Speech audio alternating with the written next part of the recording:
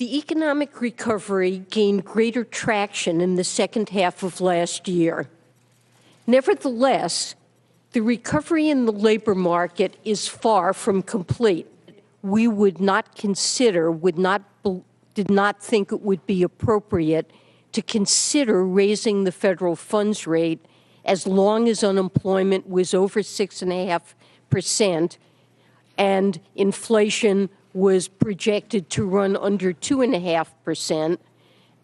I was surprised that the jobs reports in December and January, the pace of job creation was running under what I had anticipated, but we have to be very careful not to jump to conclusions in interpreting what those reports mean.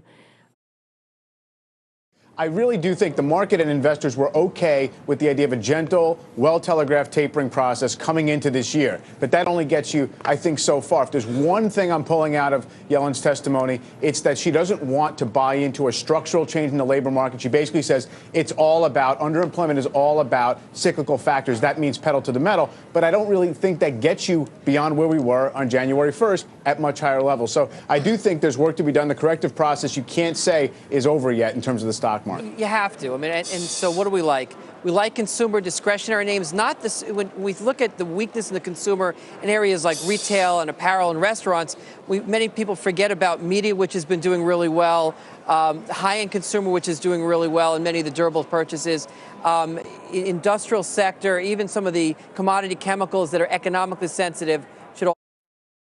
Yes, I think that we are still keen on investing on developed market at this stage, even if the first months of the year has posted, relatively poor performance for the developed markets, at least equity market.